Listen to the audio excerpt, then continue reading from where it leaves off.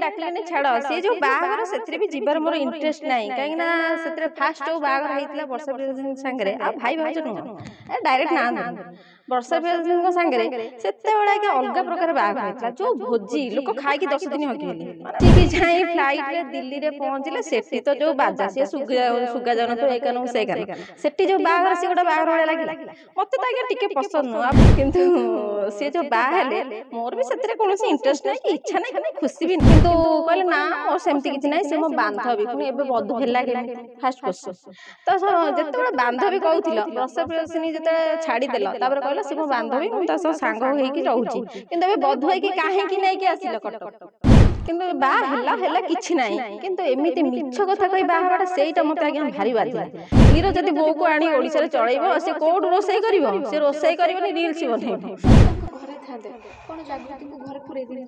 ना ना ना ना पूरी दिन कहीं मोर आगु कंडीशन थिला फास्ट जेते वर्षा भाउज होइतले सेते तो माने सुना चेन ओटा डिमांड थिला किंतु मिलिलानी किंतु एबे डिमांड थिला ओटा हार रानी हार आगे मोर बहुत स्वप्न छोटा रानी हार कांदी बेली भाई कहितले बहुत आगु चिल्ले चिल्ले कहि जे वर्षे आगु आगे ओटा रानी हार दरकार किंतु ना बागर तो डाकलानी हार कोन जिते से वर्षा को बाहर से बागरटा अटकई देलानी आसिक कि बाबा वर्षा को बाहर ना जा दिल्ली रे गोटे अच्छी जागृति नामक झील लेखिका तांकू बाहु से 6 मास भीतर पुत्र संतान लाभ कर कहीं सी जो हिंदी भाव जो मो कथा हिंदी आगे कहि परिनी मोर जो खंडी हिंदी लोक सुनले मुंड फिट देबे आ सी मो कथा कोन बुझियो मु ताको हार कहबी सी मते सुनबे मुंड मारबो से खाइए कोन कोन कहबी किछ कहबी अनुभव भाई बाहे गेला माने एना आंगुरीटा अनुभव उठियो जदी वर्षा बाहे थांदे एना वर्षा आडू आंगुरी जाई थांदा ताको लोक एना विरोध करथांदा कहता ए आरो दोष था भाई प्रबल दोष आज्ञा दोष कहले सरीबनी दोष गाइले भी सुनिया को लोक एठी नांती मुंड पिटी देले मो कथा सुनि सुनि लोक चिड़ी गले खुशी घर पुत्र संतान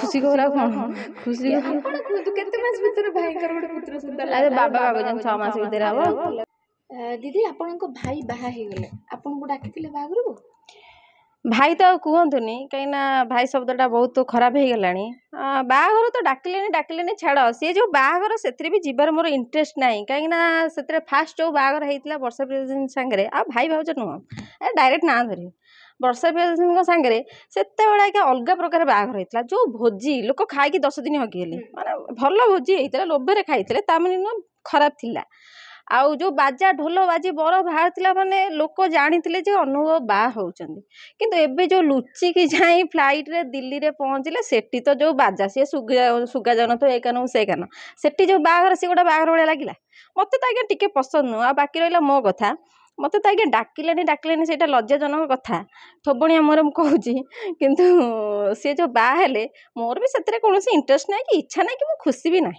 कहीं खुशी ना भाई तो अबे खुशी रे रहिबे ना आ गोटे स्त्री आसला आ गोटे नुआ कहीं ना भाई मिछ कथा कही बाहा होइछि प्रथम जेतेले तांको नारे ए चर्चा उठितला कि जागृति सहित अनुभव माने किछि अफेयर चलछि किंतु कहले ना मोर सेमती किछि नै से मो बांधवी पुनी एबे बधु हेला केमिति फर्स्ट क्वेश्चन तो जेतेबेले बांधवी कहउथिलो वर्षा प्रियदर्शनी जेते छाड़ी देलो तापर कहला से मो बांधवी मु ता सांग होई कि रहउछि किंतु एबे बधु होई कि काहे कि नै कि आसिलो कटक गोटे दिल्ली रो बो से हिंदी कहूँ मु अधा कथा तार बुझी पारनी ओ पुणी ता संग चलबी केमिति कहला आज्ञा केमिति चलबी से एठी चली पारिबो से दिल्ली रे की खाइया बनाउथबो एठी से जो खाइया बनेबे अनुभव को बापा माँ खाई परिबे से रुचिबो से गुरा आमर ओडिया खाद्य भात डाली आलू चटणी हेले हेला से सेटा जानी से डाली डाल फ्राए कर देबे से कोन खाइबे आज्ञा कहले पखाळ तो टोटली हाथ उठिबोनी आमर एठी दही पखाळ दिवस गला जो पखाळर मजा सी कौन जानते सी कि जानते सी मैगी चाउमिन से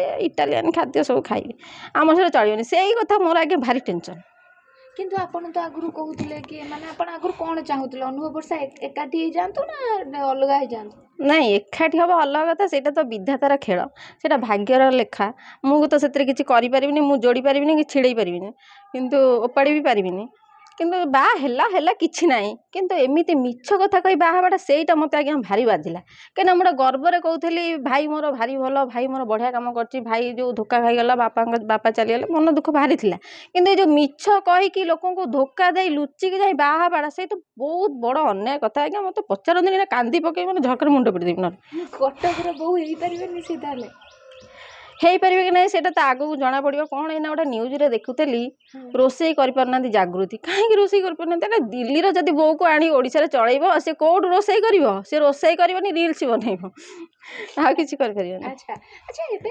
ବର୍ଷାଙ୍କର ମାନସିକ ସ୍ଥିତି କେମିତି ଥିବ ଦିଦି?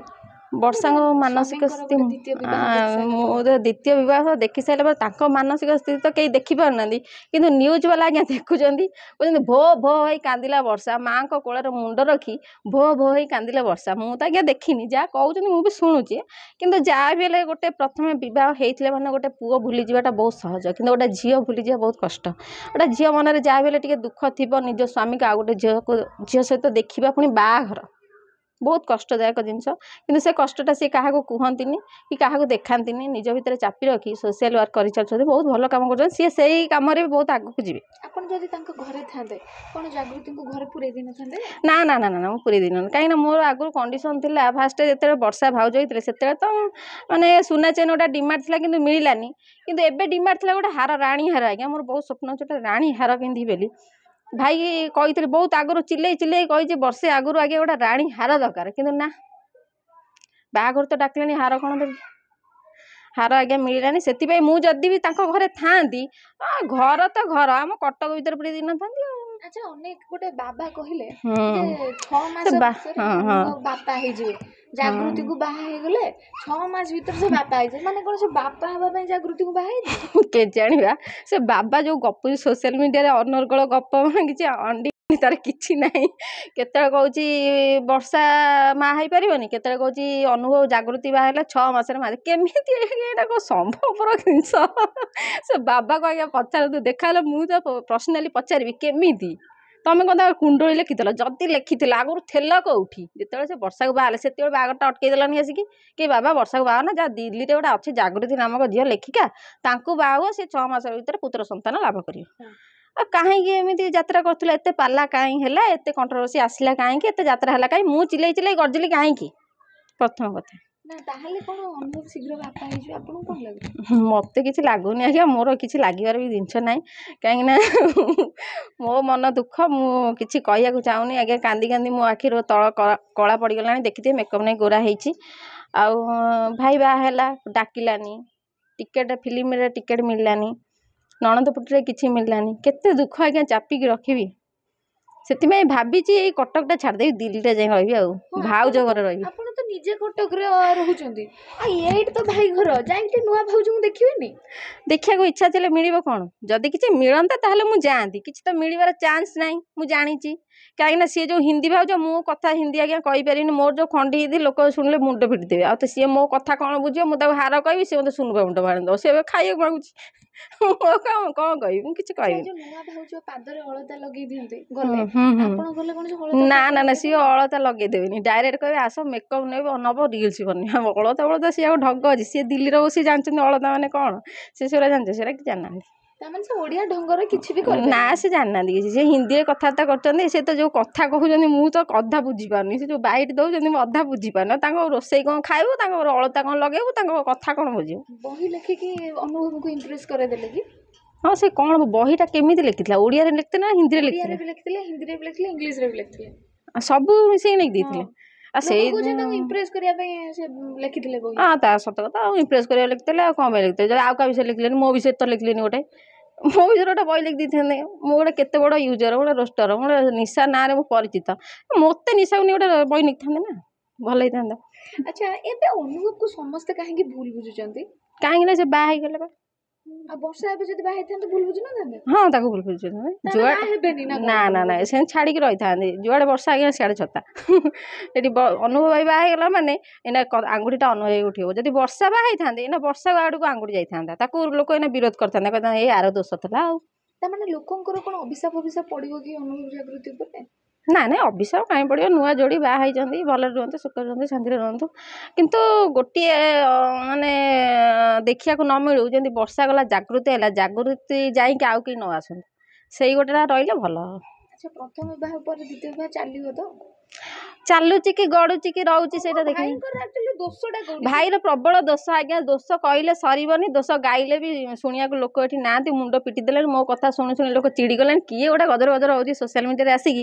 ଆଉ ଭଉଣୀ ଭାଇ ବିଷୟରେ ସମ୍ପର୍କ ଆଜ୍ଞା ଛିଡ଼ି ଗଲାଣି। ଆଉ ସମ୍ପର୍କ ନାହିଁ, ଟିକେ ଟିକେ ଲାଗିଛି। ମୁଁ ଭାବି ଦଉ ଦା ନେଇ କାଟିଦେଇ ଆସିବି।